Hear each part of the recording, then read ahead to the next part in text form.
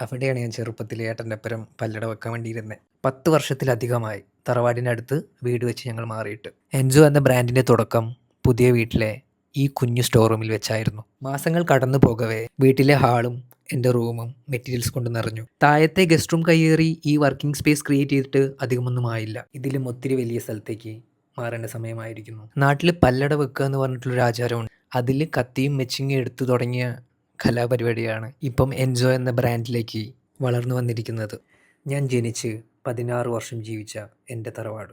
എൻജോ എന്ന ബ്രാൻഡിൻ്റെ warehouse come studio ഇവിടെയായിരിക്കും കുറച്ച് ആഴ്ചകൾ കൊണ്ടുവരാൻ പോകുന്നത്. കുറച്ചധികം പണികളുണ്ട് ചെയ്ത് തീർക്കാൻ. തറവാട് വീട് ഒന്നുകൂടെ അടിപൊളിയാക്കാൻ വേണ്ടിയിട്ട് മുന്നിലെ ഗ്രില്ലൊക്കെ പൊളിച്ചു മാറ്റി ഒരു പഴയ കുട്ടപ്പൻ വാതിൽ തന്നെ അങ്ങോട്ട് ഫിറ്റ് ചെയ്തു. സ്റ്റുഡിയോ ബിൽഡ് ചെയ്യുന്നത് ഒരു വിൻറ്റേജ് തീമിലായതുകൊണ്ട് തന്നെ ഒരുപാട് സെക്കൻഡ് ഷോപ്പുകളിൽ കയറി ഇറങ്ങി കുറേ വിൻറ്റേജ് ഐറ്റംസ് വാങ്ങി കൂട്ടി.